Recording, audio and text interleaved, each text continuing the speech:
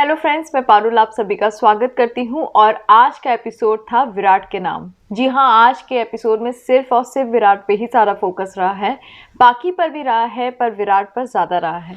वैसे आज का एपिसोड भी बहुत अच्छा था। एक चीज़ जो थोड़ी सी पिंच हो रही है वो है सई, यानी कि सई जिस कमरे में बंद की गई है और जिस तरह से उनकी आवाज़ जो है वो इको कर रही है, ऐसा लग रहा है जैसे वो घर में काम कर रही हैं। लग नहीं रहा वो किसी सेफ हाउस में है। आई होप कि ऑल इज़ वेल विद सई। शायद वो सब कुछ सही हो और कसौटी जैसा हाल ना हो जैसे इस कसौटी में एक एक करके किरदारों को कोरोना हो गया था। पहले पार्थ को, तो इस वजह से आमना, शरीफ और एरिका ने भी घर से काम करना शुरू कर दिया। आई होप कि सई के साथ ऐसा ना हो, सब कुछ नॉर्मल हो। अगर आप भी ये चीज़ नोटिस करेंगे तो आप देखेंगे कि ये किसी सेट का सीन नहीं लग रहा है। ये ऐसा लग रहा है जैसे उनका अपना घर है और वो अपने घर से ही काम कर रही हैं, क्योंकि उनके ज़्यादातर जो सीन्स हैं वो फ़ोन पे ही हो रहे हैं। जितने डायलॉग्स हैं वो फ़ोन पे ही ले रही हैं और शायद इस वजह से डायरेक्टर ने उन्हें घर में रहने के लिए बोल दिया है कि आप वहाँ से ही काम करिए। जैसा कि हमने कसौटी में भी देखा था कि एरिका भी अपने घर से काम कर रही थी और आमना भी। चलिए हम बात करते हैं गुम है किसी के प्यार के आज के एपिसोड की। तो आज के एपिसोड को देखने के बाद भी मैं इसे 4.5 रेटिंग ही दूंगी। अब मैं बता देती हूँ कि क्या खास था आज के एपिसोड में। तो आज के एपिसोड में फिर से एक बार देविका सबके सामने बोलती है कि पाखी झूठ बोल रही है। पाखी ने फ़ोन सम्राट को नहीं विराट को किया था, ये झूठी है। जिस पर पाखी के पेरेंट्स को डाउट हो जाता है कि देविका सही बोल रही है और हो ना हो तो पाखी ने सम्राट की जगह विराट को ही फ़ोन किया होगा। और उसके फादर बात संभालने के लिए भवानी से बोलते हैं कि मैं चाहता हूँ कि मैं कुछ दिनों के लिए पत्र लेखा को अपने साथ ले जाऊं, क्योंकि अब सम्राट भी नहीं है। ये सुनकर भवानी जी भड़क जाएंगी।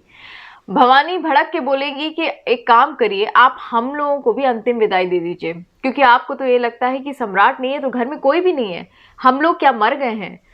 वो बात संभालते हैं और कहते हैं नहीं नहीं भवानी जी, मेरा ऐसा कोई कहने का मतलब नहीं था। लेकिन तभी पत्रलेखा बोलती है कि मैं यहीं रहना चाहती हूँ। पत्रलेखा मनी मन सोचती है कि सम्राट को तो सच्चाई का पता चल ही गया है, पर अगर विराट की फैमिली को भी ये सब पता चल गया तो फिर क्या होगा, इसलिए मुझे बात को संभालना होगा। पर भवानी उसकी बातों से बहुत इम्प्रेस होती है और कहती है well done, I am proud of you. तुम जितनी बेबाकी से अपनी बात रखती हो मुझे बहुत खुशी होती है। उधर दूसरी तरफ विराट और जब कमल जोशी आपस में पुलिस स्टेशन में बात कर रहे होते हैं, तभी कमल जोशी को चक्कर आ जाता है। वो बैठते हैं, उनको विराट पानी देता है और कहता है कि सर अभी भी आप फिट नहीं हैं और मुझे कहीं ना कहीं ऐसा लगता है आप अभी इस मिशन के लिए तैयार भी नहीं हैं।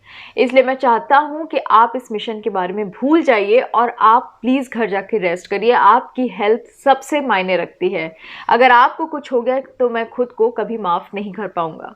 कमल जोशी उठते हैं और कहते हैं कि सर मैं एक चीज़ आपसे बोलना चाहता हूँ, वो भी एक इंस्पेक्टर की हैसियत से नहीं बल्कि एक पिता की हैसियत से, और वो ये कि जिन गंदे हाथों ने मेरी बेटी को छूने की कोशिश की थी, मैं जब तक उसको सज़ा नहीं दिलाऊंगा मैं चुप नहीं बैठूंगा।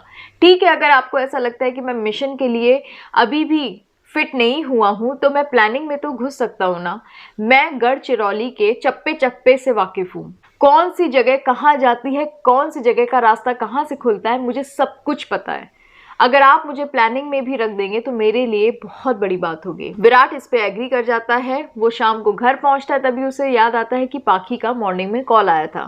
वो पाखी को कॉल करता है पर पाखी फ़ोन नहीं उठा पाती। लेकिन तभी पीछे से जगताप के गुंडे आ जाते हैं और वो दो कांस्टेबल जो विराट के घर के बाहर पहरा दे रहे होते हैं उनको बेहोश कर देते हैं और हैंड ग्रेनेड खिड़की से विराट के घर पे फेंक देते हैं, जिससे पूरे कमरे में धुआं धुआं हो जाता है और विराट वहां बेहोश हो जाता है। तभी कमल जोशी एक हवलदार के साथ वहां पहुंचते हैं तो वो देखते हैं कि दोनों हवलदार बेहोश पड़े हैं। वो दरवाजा खोल के अंदर पहुंचते तो दंग रह जाते हैं ये देख के कि विराट बेहोश पड़ा है और पूरे कमरे में सिर्फ धुआं धुआं है।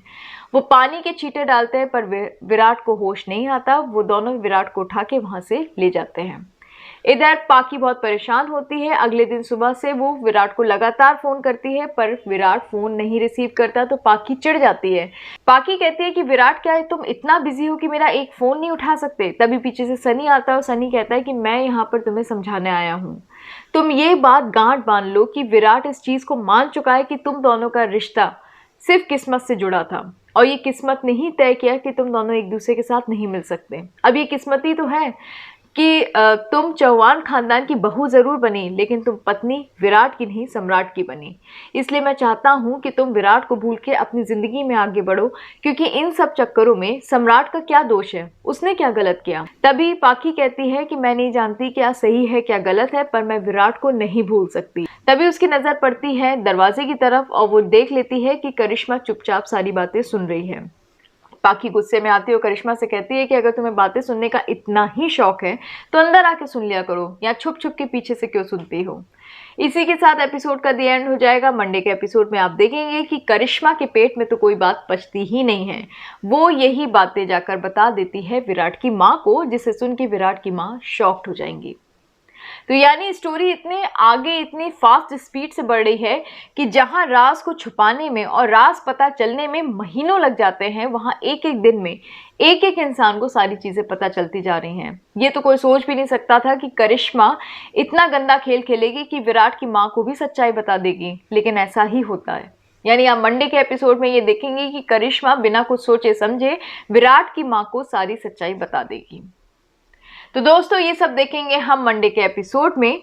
आज का एपिसोड आपको कैसा लगा, आप प्लीज अपने कमेंट्स में हमें जरूर बताइएगा। इस सीरियल के बारे में आपका ओपिनियन क्या है, ये बहुत मायने रखता है। आपके कमेंट्स हमारे लिए बहुत इंपॉर्टेंट है। अब चलिए बात करते हैं और एक तरफ नजर डालते हैं आप लोगों के बेस्ट कमेंट्स पर।